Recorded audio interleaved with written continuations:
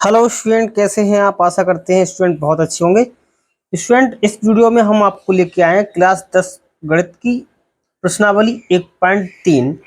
और इसमें जो है, इससे पहले जो हमने आपको एग्जाम्पल कराए थे 10 और 11, उस वीडियो को आप अवश्य देखना, ठीक है। और अब इस वीडियो में हम आपको इस प्रश्नावली के पूरे प्रश्न हल कराएंगे। तो यहाँ आप देख पा रहे हैं कि सबसे पहला जो प्रश्न हमने यहाँ पर लिखा है वो कुछ इस तरीके से है कि ये प्रश्न कुछ इस प्रकार से है कि सिद्ध कीजिए कि √5 एक अपरमेय संख्या है। स्टूडेंट, हम इसको एक अपर में सिद्ध करेंगे। अब अपर में भी सिद्ध करेंगे तो स्टूडेंट हम किस तरीके से करेंगे, क्योंकि यहाँ पर हम इसको विरोधाभास तरीके से करेंगे, है ना। इसको हम मान के चलेंगे कि ये √5 एक कैसी संख्या है, अर्थात ये परमेय संख्या है ना। इसको हम यहाँ पर परमेय मानकर इसको सिद्ध करते हैं, ठीक है। तो माना, इसको हमने माना √5 एक परमेय संख्या है। इसको स्टूडेंट हमने परमेय संख्या के रूप में माना, ठीक है। अगर ये परमेय संख्या है तो हम जानते हैं कि परमेय संख्याएं वो होती हैं इनको p/q के रूप में लिखा जाता है। अर्थात इसको हम कैसे लिख लेंगे कि सर, माना √5 को हम लिख सकते हैं p/q के रूप में, ठीक है। अब p/q के रूप में इसलिए लिख लिया क्योंकि ये हमने यहाँ पर इसे परमेय माना है। तो यहाँ पर क्या है, यहाँ q तो 0 के बराबर नहीं है, और p और q कौन है सर? p व q सह अभाज्य है। ये कौन है? सह अभाज्य है। इस बात को स्टूडेंट मत भूलना। इसको हमने मान लिया क्या? सह अभाज्य, ठीक है स्टूडेंट। इस तरीके से अगर ये सह अभाज्य है तो सह अभाज्य वो होते हैं कि इन दोनों का जो HCF होगा वो कितना होगा? 1 होगा। अर्थात इनमें कोई उभयनिष्ठ गुणनखंड नहीं होगा, है ना। तब अब हम इसको आगे बढ़ाते हैं। इसको हम क्रॉस मल्टीप्लाई करेंगे, इसके बटे में कुछ नहीं है तो एक मान लो, तो ये गुणा होगी, इधर हो जाएगा √5 × q इक्वल टू में p, ठीक है। या फिर यहाँ से q का मान निकाल लें तो ये बन जाएगा सर q बराबर, और ये p के बटे में कौन पहुंच जाएगा? √5, मतलब p/√5, ठीक है स्टूडेंट। इस तरीके से इसको हमने यहाँ पर कर लिया। अब देखिए, यहाँ पर ये अंडर रूट इस पर लगा हुआ है। हम यहाँ पर क्या कर दें, एक तरीके से वर्ग कर दें। तो अगर हम इसका वर्ग करेंगे तो ये बन जाएगा q² बराबर p का p² हो जाएगा, और √5 का केवल 5 हो जाएगा, ठीक है। क्योंकि हम जानते हैं वर्ग करने पर अंडर रूट हट जाता है। इसी को हम मान लेते हैं समीकरण नंबर 1, ठीक है। ये इक्वेशन नंबर 1 होगी। इक्वेशन नंबर 1 है। अब स्टूडेंट देखिए, यहाँ पर हमने माना है कि p और q क्या है? सह अभाज्य पूर्णांक है। इसका मतलब ये है कि जो हमारा ये q है वो क्या है? एक तरीके से आपका पूर्णांक है। तो कैसे लिखेंगे इस बात को? चूंकि q एक पूर्णांक है, ठीक है स्टूडेंट। q क्या है? हमारा एक पूर्णांक है। अगर q पूर्णांक है तो इसका हम वर्ग करेंगे तो वो भी क्या होगा? हमारा पूर्णांक होगा। तो इसलिए q² भी एक पूर्णांक होगा, पूर्णांक होगा, क्योंकि वर्ग करने पर भी इसका पूर्णांक ही मिलेगा, ठीक है। अब इसकी बात चलो, अब यहाँ आ जा। देखिए, p²/5 लिखा हुआ है। इसका मतलब है कि अगर इधर आपका ये पूर्णांक है तो इसके बराबर में जो संख्या है वो भी आपकी पूर्णांक ही होगी। क्यों होगी? क्योंकि p² 5 से भाज्य होगा तभी तो पूर्णांक मिलेगा। तो हम कह सकते हैं यहाँ पर, इसलिए p² 5 से भाज्य होगा, भाज्य होगा, ठीक है स्टूडेंट। जब p² 5 से भाज्य होगा तो इसका मतलब ये भी तो होगा कि सर, हम कह सकते हैं कि p भी 5 से भाज्य होगा। यहां तक कोई डाउट नहीं होना चाहिए स्टूडेंट, ठीक है। बहुत ही सिंपल भाषा में हमने आपको लिखवा दिया।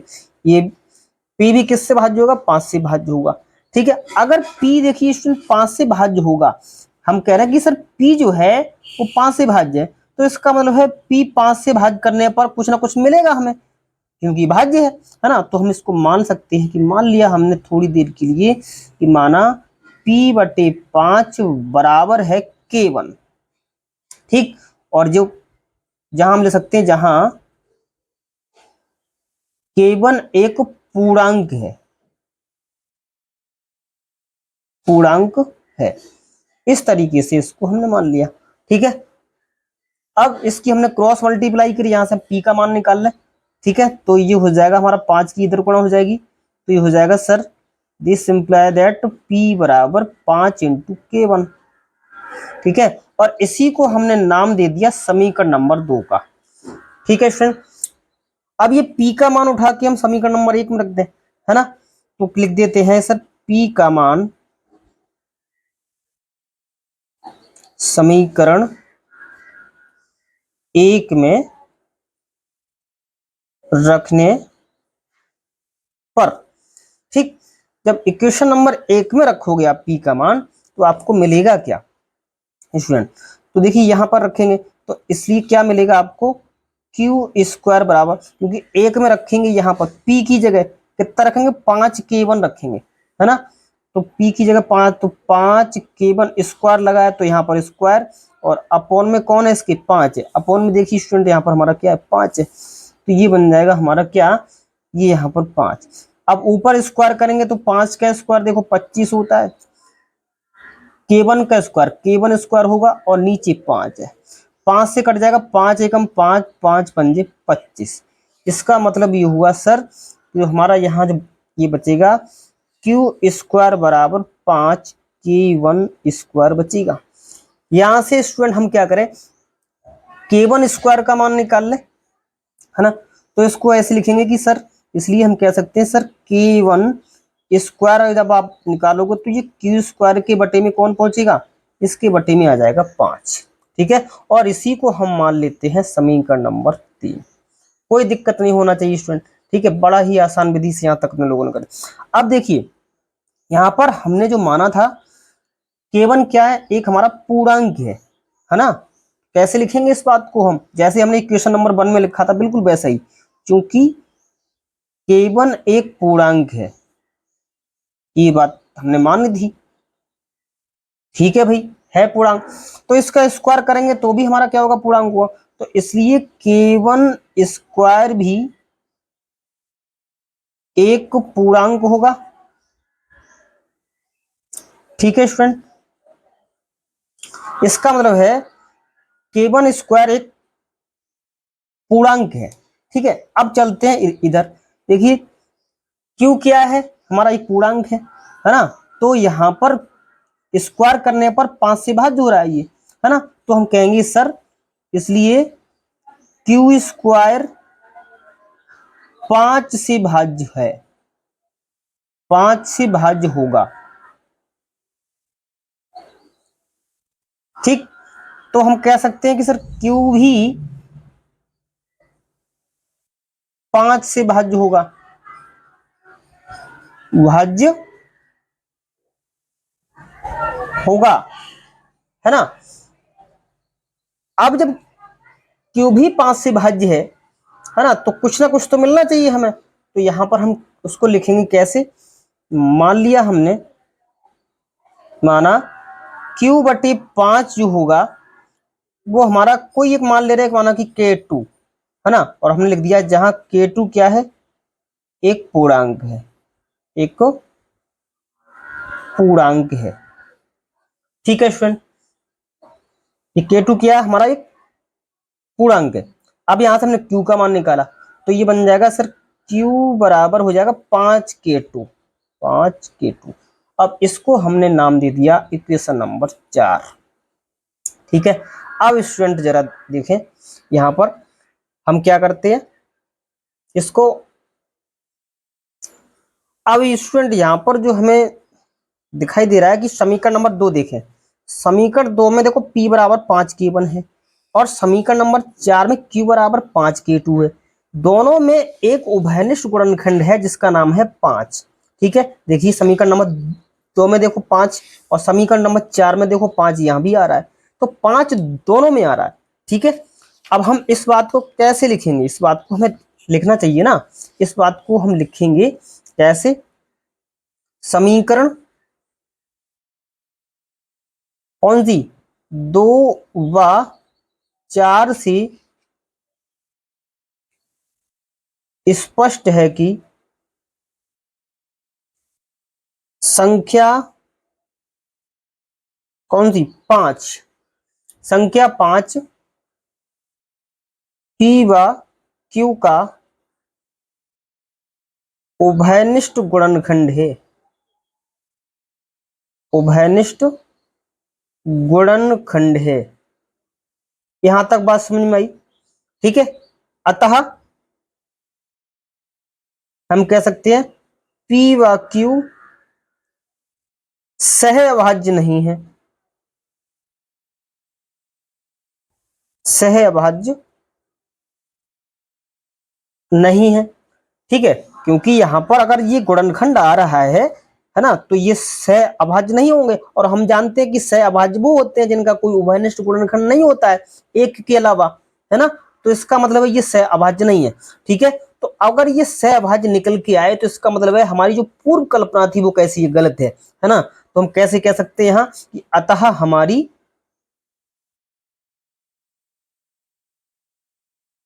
पूर्व कल्पना, पूर्व कल्पना का एक तरीके से कह सकते हैं विरोधाभास है, विरोधाभास है, ठीक है। विरोधाभास का मतलब होता है कि वहां हम कह रहे हैं कि P और Q से अभाज्य है और यहां हम कह रहे हैं कि P व Q से अभाज्य नहीं है ना। क्योंकि हमने जब सबसे पहले जो यहां पर माना था, देखिए स्टूडेंट, यहां पर हम कह रहे हैं कि P व Q से अभाज्य है, इसका मतलब सहभाज्य है, तो उनमें P और Q में कोई उभयनिष्ठ गुणनखंड नहीं होगा।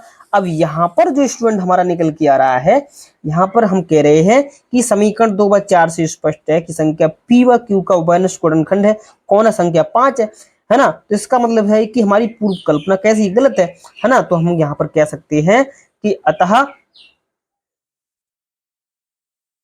हमारी पूर्व कल्पना कैसी है, गलत है, ठीक, गलत है। अगर पूर्व कल्पना हमारी गलत है तो हम इसको ये कह सकते हैं कि अतः √5 एक अपरमेय संख्या है। कैसी संख्या है, अपरमेय संख्या है, ठीक है स्टूडेंट। तो इस तरीके से हमने यहां तक इसको बहुत ही अच्छे से और एक तरीके से लिखा। स्टूडेंट अगर इस तरीके से अपने लोग एग्जाम में लिखेंगे तो आपका एक भी नंबर नहीं कटेगा, आपको बिल्कुल अच्छे अंक ही प्राप्त होंगे, ठीक है, बिल्कुल नंबर नहीं कटेगा, ठीक है। तो स्टूडेंट वीडियो को समझ में अगर आ रही है आपको पसंद, तो आप इसको लाइक अवश्य करें, ठीक है। अब हम देखेंगे फिर अपना अगला क्वेश्चन। अब स्टूडेंट हमारे पास नेक्स्ट प्रश्न नंबर 2 है, प्रश्नावली 1.3 का, ये न्यू किताब से है ना। सिद्ध कीजिए कि 3 + 2 √5 एक अपरमेय संख्या है। स्टूडेंट अब देखिए यहाँ पर अब तक जो अपने लोगों ने जो प्रश्न किए थे वहां पर क्या था, वहां पर एक सेपरेट अपरमेय संख्या थी। यहाँ पर देखो 3 + 2 √5 एक अपरमेय संख्या सिद्ध करना है, तो कोई दिक्कत नहीं, बिल्कुल ऐसे ही प्रश्न होगा और इसको आप देखते जाएं, सुनते जाएं, आपको बड़ा ही आनंद आएगा, ठीक है। अब इसको हम बिल्कुल वैसे ही हल करेंगे जैसे कि अभी हमने जो प्रश्न हल किया है, बिल्कुल उसी टाइप से, बस आप जो है वीडियो में बने रहें, ठीक है, आपको बड़ा अच्छा लगेगा। अब इसको हम कैसे करेंगे, जैसे कि विरोधाभास से ही हल करेंगे, है ना। इसको हम उल्टा लेके चलेंगे, अगर हमें अपरमेय सिद्ध करना है तो इसको हम परमेय मान के सिद्ध करेंगे। तो हमने यहाँ पर माना, सर मान लिया हमने 3 + 2 √5 एक परमेय संख्या है, परमेय संख्या है, इसको हमने परमेय संख्या के रूप में मान लिया। अगर ये परमेय संख्या है तो इसको हम P/Q के रूप में लिखेंगे। तो इसको हम तब मानेंगे कैसे, मान लिया सर हमने P/Q के रूप में, 3 + 2 √5 बराबर P/Q, ठीक है सर। P/Q है तो यहाँ पर ये P और Q है कौन, इनको भी सर हमें परिभाषित करें। Q तो 0 के बराबर नहीं हो सकता, ये लोग अपने तरीके से हम जानते हैं। क्यों नहीं जानते? क्योंकि किसी के बटे में शून्य नहीं हो सकता।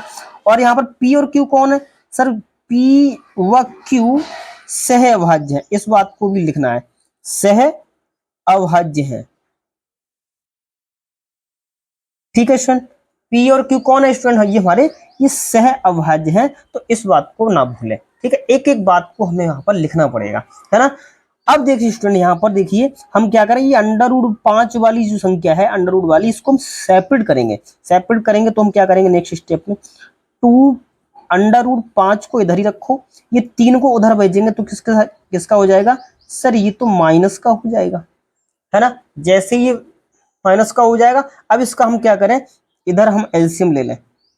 ठीक है, इसको हम एलसीएम लेंगे तो ये कितना बन जाएगा? ये बन जाएगा सर p माइनस के 3q और अपोन में आ जाएगा कौन? q। ठीक है, इस तरीके से बन जाएगा। ठीक, और यहां से हम क्या करें, ये हमारा जो इसका ये बनी कि सर 2 अंडर रूट 5 बराबर में निकल के आ गया p माइनस 3q और अपोन में आ गया q। ठीक है, यहां से हम अंडर रूट 5 को भी सेपरेट कर लें, बिल्कुल, यानी अंडर रूट 5 बराबर में p माइनस की 3q और अपोन में देखिए 2 आ जाएगा कहाँ? इसके बटे में, 2q आ जाएगा। ठीक है स्टूडेंट, इस तरीके से आ गया। ठीक, अब इसको हम स्टूडेंट यहाँ पर मान लेते हैं समीकरण नंबर 1, यानी यही हमारी क्या है? इक्वेशन नंबर 1 है।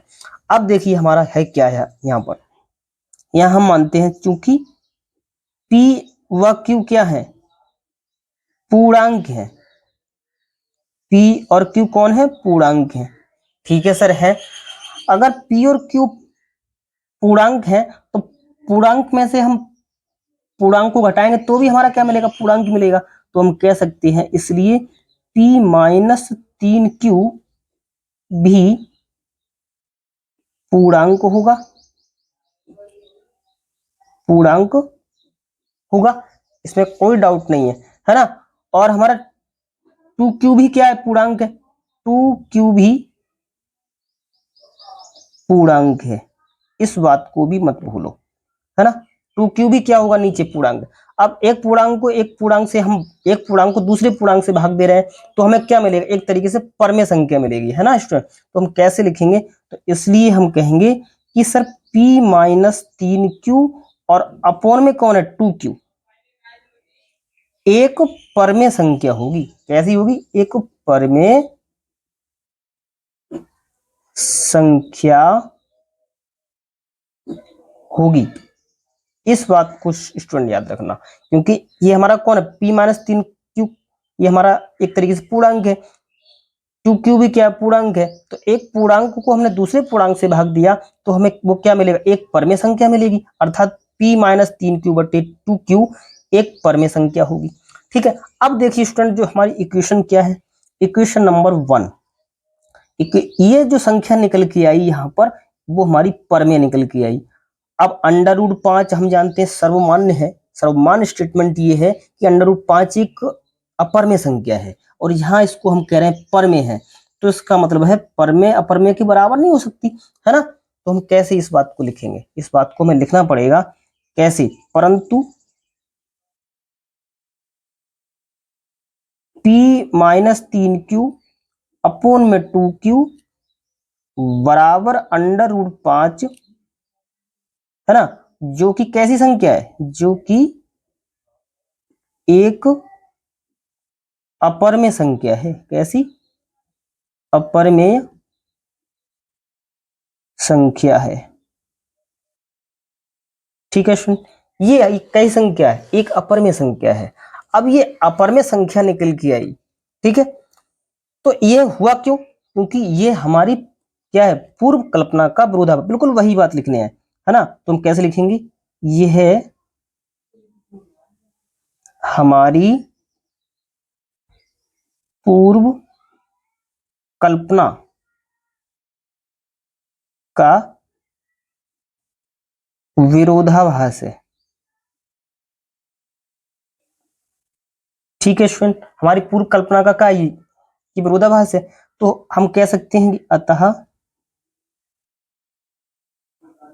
हमारी पूर्व कल्पना गलत है। कैसी है स्टूडेंट? गलत है। ठीक है, जब हमारी कल्पना गलत है तो हम कह सकते हैं कि अतः 3+2 √5 एक अपरमेय संख्या है। अपरमेय संख्या है।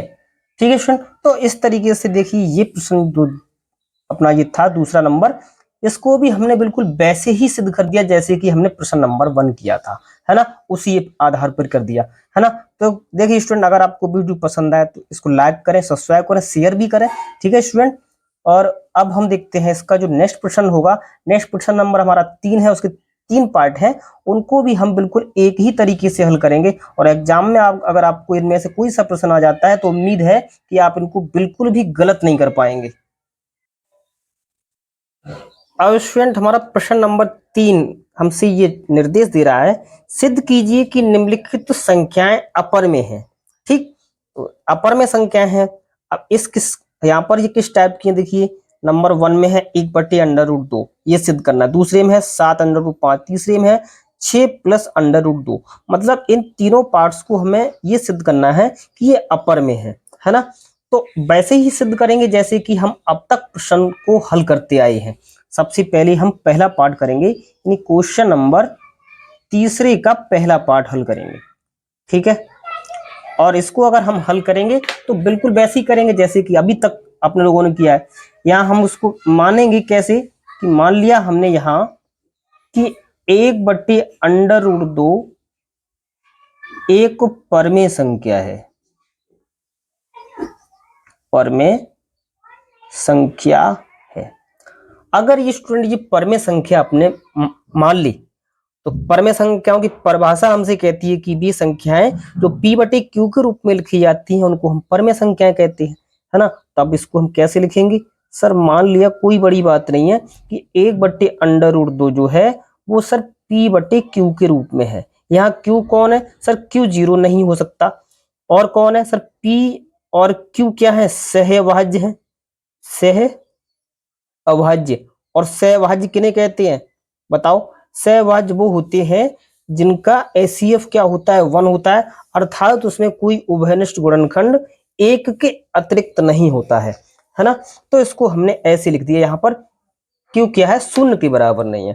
ठीक है स्टूडेंट, अब स्टूडेंट देखिए यहाँ पर थोड़ा सा देखिए ध्यान देने की बात है। क्लास 9th में अपने लोगों ने परमेयकरण किया था, हर का परमेयकरण अपने लोगों ने किया था, है ना। तो बिल्कुल वैसे ही करेंगे। देखिए ये अंडर रूट जो 2 है, ये अंडर रूट वाली संख्या हमें ऊपर पहुंचानी है, मतलब अंश में, ये हर में नहीं रहना चाहिए। सर ऊपर करेंगे तो इसको हम क्या करते हैं? परमेयकरण करते हैं। तो देखिए 1/√2 इसको हम अंडर रूट 2 से हमने अंश में गुणा कर दी और अंडर रूट 2 से ही हमने हर में गुणा कर दी। इधर ज्यों कहते हो नहीं p/q हमारा अब तक वैसा के वैसा ही चल रहा है। ठीक है, अब इसको कैसे करें? अंडर रूट 2 एकम अंडर रूट 2 ही होता है। अंडर रूट 2 गुणा अंडर रूट 2 केवल 2 होता है, याद रखना स्टूडेंट, हमने आपको बताया। यानी p/q बिल्कुल वैसा का वैसा ही चल रहा है। ठीक है, अब स्टूडेंट क्या करें? यहां से अंडर रूट वाली संख्या को हमें सेपरेट करना है। देखिए 2 की गुणा इधर हो जाएगी, है ना, ये ऐसे। तो यहां से ये हो जाएगा क्या? देखिए अंडर रूट 2 बराबर 2p, यानी ऊपर गुणा हो जाएगी सर 2p और अपॉन में आ जाएगा q। कोई दिक्कत नहीं है सर, ऐसे लिख सकते हैं। और यहीं पर इसको हम नाम दे दें कि ये सर समीकरण नंबर 1 है, हमारी प्यारी प्यारी। ठीक है, अब यहां ध्यान देने की बात है।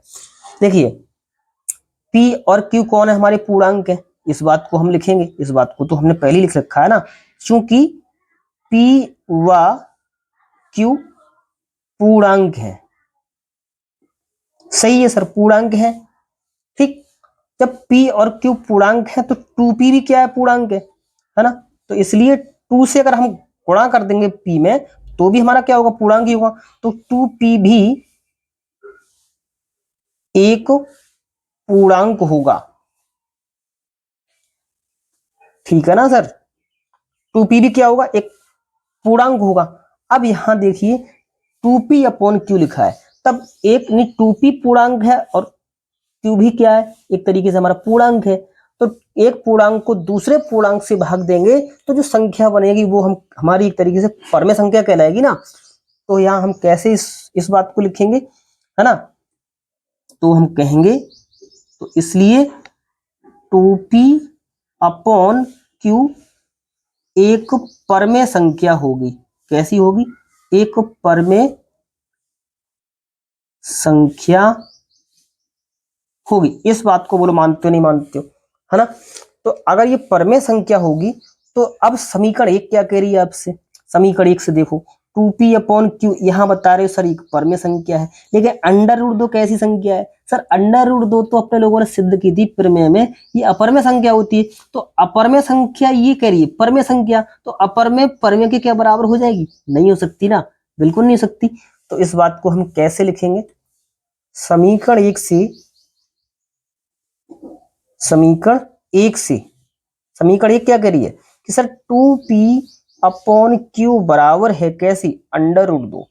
तो अंडर रूट 2 कैसी संख्या है? तो कहेंगे सर जो कि एक कैसी संख्या? अपरमेय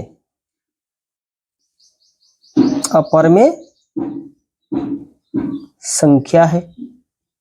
अरे अंडर रूट 2 कैसी संख्या? अपरमेय संख्या है। अब ये अपरमेय यहां निकल के आ रही है, ठीक है। तो ये बात क्या है? ये बात ये है सर कि यह तो हमारे जो कल्पना थी, अतः हमारी पूर्व कल्पना का विरोधाभास है।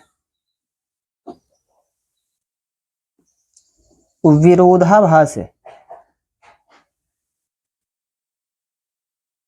पूर्व कल्पना का ये विरोधाभास है, ठीक है। इसका मतलब है हमारी पूर्व कल्पना कैसी? गलत है। तो हम कह सकते हैं कि अतः हमारी पूर्व कल्पना गलत है। कैसी है? गलत है, ठीक। अगर पूर्व कल्पना हमारी गलत है तो हम यहां पर कह सकते हैं कि इसलिए अतः 1/√2 एक अपरमेय संख्या है। अपरमेय संख्या है, ठीक है स्टूडेंट।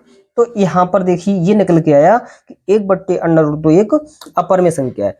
तो स्टूडेंट देखिए तीसरे का जो पहला पार्ट था, प्रश्न नंबर तीसरे का, बिल्कुल अपने लोगों ने वैसे ही हल किया जैसे कि हम अपने लोग पहले क्वेश्चन करते चले आए थे।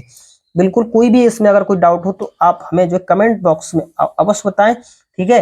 वैसे ऐसा नहीं है, ठीक है। और इस तरीके से आप जो प्रश्न को लिखेंगे तो एग्जाम में आपको बिल्कुल भी नंबर नहीं कटेंगे, आपको पूर्ण अंक मिलेंगे, ठीक है।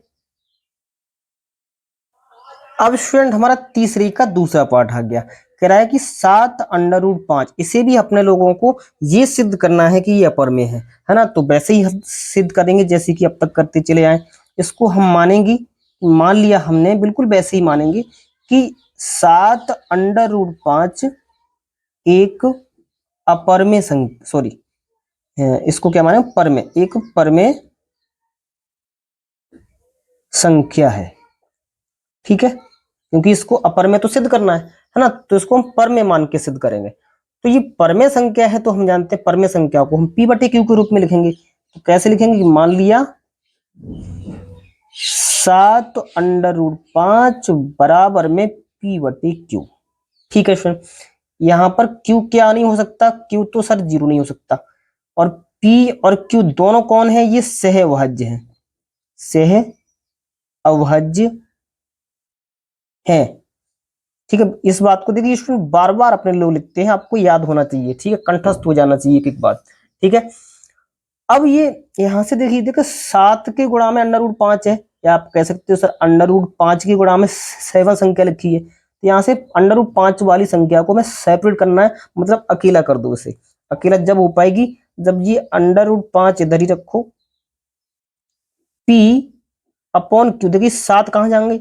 इसके बटे में p के नहीं हो जाएगा 7q, ठीक है स्टूडेंट। और यहीं पर इसको हम नाम दे देते हैं कर सर ये समीकरण नंबर हमारी 1 है, कोई दिक्कत नहीं। अब देखिए स्टूडेंट यहां पर किस तरीके से लिखेंगे क्वेश्चन को, क्योंकि p व q कौन है? p व q पूर्णांक है, इस बात को आप लिखते चले आए हो। पी व क्यू कौन है, पूर्णांक है।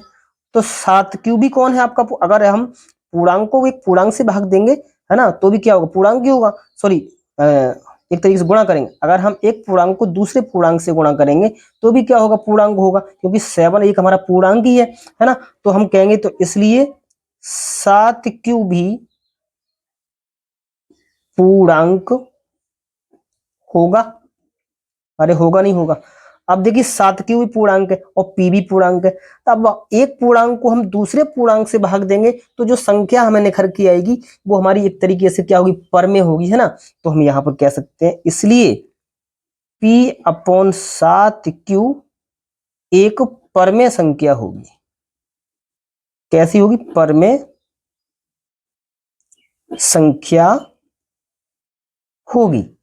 ठीक है फ्रेंड, अब ये परमेय संख्या आ गई निकल के। अब समीकरण 1 क्या कह रहा है वहां से चलते हैं, है ना। कैसे, समीकरण 1 से, समीकरण 1 से क्या है, समीकरण 1 से ये कह रहा है कि सर p/में 7q बराबर है √5 के। अब √5 कैसी संख्या है, जो कि एक अपरमेय संख्या है। कैसी, अपरमेय संख्या है। ठीक है, अब यहां पर देखिए कह रहे हैं अपने लोग कि 5/7q एक परमेय संख्या है, लेकिन ये जो किसके बराबर आ रही है, ये तो एक अपरमेय संख्या के बराबर आ रही है ना। तो इसका मतलब है जो हमने जो कल्पना की थी कि ये परमेय संख्या की, यहाँ पर तो परमेय तो हो नहीं सकती, है ना। तो हम कैसे कहेंगे कि अतः ये है हमारी पूर्व कल्पना, पूर्व कल्पना का विरोधाभास है, विरोधाभास है। ठीक है फ्रेंड, पूर्व कल्पना का विरोधाभास है, इसका मतलब है यहां देखिए एक तरीके से ये अपरमेय निकल के आ रही है, क्योंकि ये परमेय और ये अपरमेय, सॉरी ये अपरमेय है √5 और ये आपकी परमेय निकल के आ रही है। तो अपरमेय संख्या कभी परमेय संख्या के बराबर तो हो नहीं सकती, है ना। तो इसका मतलब है हमारी कल्पना गलत है ना। तो हम कहेंगे कि अतः हमारी पूर्व कल्पना गलत है। कल्पना कैसी है, गलत है। पूर्व कल्पना जब गलत ही हो गई तो हम ये भी कह सकते हैं कि अतः 7√5 एक अपरमेय संख्या है।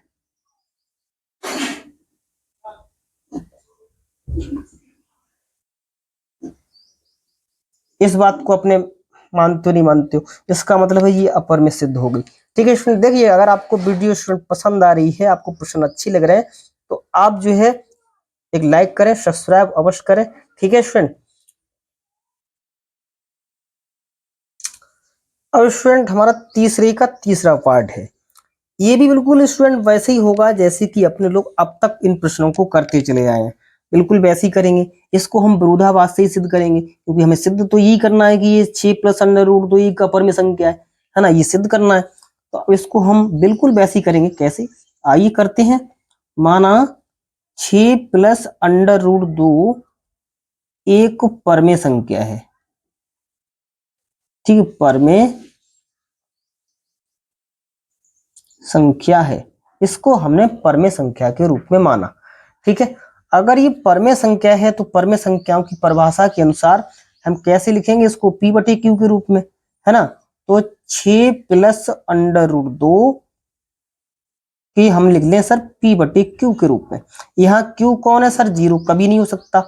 p और q कौन है, p और q हमारे सह अभाज्य हैं, सह अभाज्य। अब बार बार हम बताते हैं कि सहअभाज्य किन्हें कहते हैं। सहअभाज्य वो संख्या होती हैं जिनका क्या HCF क्या होगा, 1 होगा, अर्थात इनमें कोई उभयनिष्ठ गुणनखंड तो नहीं हो सकता। अब स्टूडेंट देखिए यहाँ पर अंडर रूट वाली संख्या को हम सेपरेट करेंगे, तो हम क्या करते हैं, √2 को इधर ही रखो, तो p/में क्यू और ये माइनस के 6, मतलब ये 6 को उधर भेज दिया, पक्षांतर कर दिया, तो 6 किसके हो गए, माइनस के हो गए। आप चाहो तो इसका एलसीएम ले लो यहीं पर, तो एलसीएम लोगे तो सर p माइनस ये इधर इसके बटे में कुछ नहीं, तो इसकी यहाँ गुणा हो जाएगी, तो ये 6q और अपॉन में q एकम q मतलब q हो गया, ये √2 साथ में चल रहा है, और इसको हमने नाम दे दिया यहीं पर इक्वेशन नंबर 1। यहाँ तक कोई डाउट हो तो मुझे बताओ, ठीक है। अब स्टूडेंट यहीं पर हम उत्तर को लिखते हैं, यहीं पर हम एक एक वर्ड को हम परिभाषित करते हैं, है ना, कैसे जो अपने लोगों ने माना है। सबसे पहले उस बात पर हम देते हैं गौर, क्या, क्योंकि p व q कौन है, पूर्णांक है ना, ये कौन है, पूर्णांक है, p व q पूर्णांक है, ठीक है। अब जब p और q पूर्णांक है तो एक पूर्णांक ये है, तो 6q भी हमारा क्या है, क्योंकि q पूर्णांक है, देखिए ये यहाँ पर q क्या है, पूर्णांक है, तो 6 भी एक पूर्णांक, तो 6 को हम q से गुणा करेंगे तो भी क्या होगा, एक पूर्णांक मिलेगा, अर्थात 6q भी एक पूर्णांक ही होगा, 6q भी एक पूर्णांक होगा। इस बात को मानते हो नहीं मानते हो, ठीक है।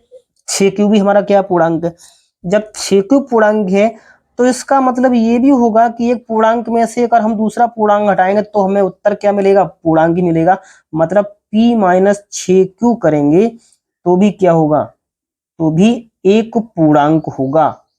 देखिए स्टूडेंट, अगर ऐसे आप लिखोगे ना तो एग्जामिनर एक भी आपका अंक नहीं काट सकते, ठीक है। जब एग्जाम आपके होंगे, आपका जब निरीक्षण होगा तो आपका एक एक प्रश्न बिल्कुल राइट होगा उत्तर, ठीक है।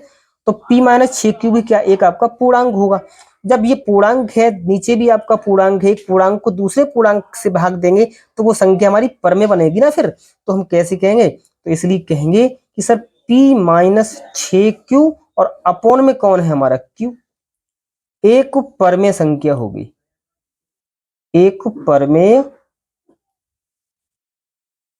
संख्या होगी।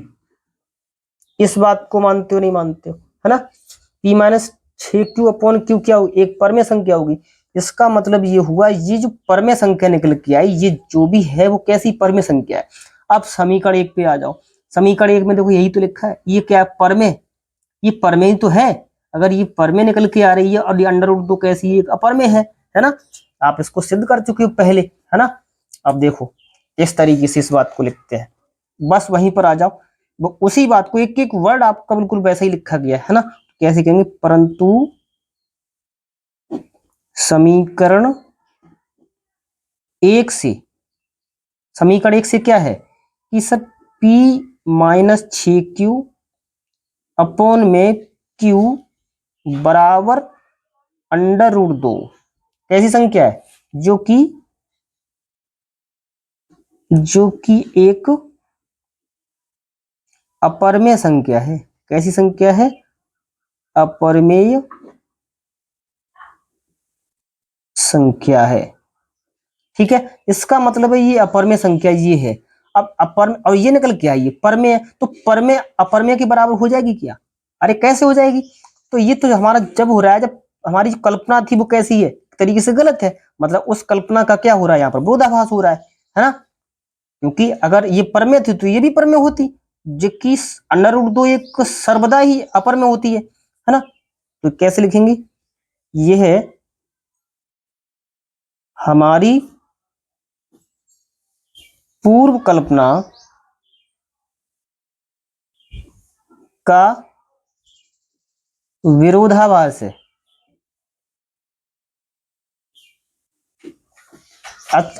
अगर ये विरोधाभास है तो इसका मतलब ये हो गया कि हमारी कल्पना गलत थी, तो हम कह सकते हैं कि इसलिए हमारी कल्पना कैसी है, गलत है। अगर हमारी कल्पना गलत है तो इतना हम कह सकते हैं कि अतः 6 प्लस √2 एक अपरमेय संख्या है। कैसी है भैया, अपरमेय संख्या है, ठीक है स्टूडेंट। तो स्टूडेंट देखिए यहाँ पर हमारा प्रश्न नंबर 3 के 3 पार्ट थे, वो भी हमने आपको यहाँ पर हल करा दिए। बहुत ही आसान तरीके से कराए, एक एक वर्ड आपको मिला, एक एक वर्ड की आपको परिभाषा से लेके, है ना। और इस तरीके से अगर आप एग्जाम में अगर आप लिखेंगे तो बहुत ही अच्छे अंक आप जो है प्राप्त करेंगे। ठीक है, तो अब हम इस वीडियो में आपको जो भी प्रश्न थे वो हमने हल करा दिए पूर्ण रूप से। ठीक है, आपकी ये प्रश्नावली खत्म हो गई और अब हम देखते हैं आगे की प्रश्नावली के लिए, वो आपको नेक्स्ट वीडियो में लेके आएंगे। ठीक है, और स्टूडेंट अगर आपको वीडियो अच्छी लगे, पसंद आए, तो आप इसको लाइक सब्सक्राइब करें। ठीक है, तो मिलते हैं किसी नेक्स्ट वीडियो में, तब तक के लिए नमस्कार।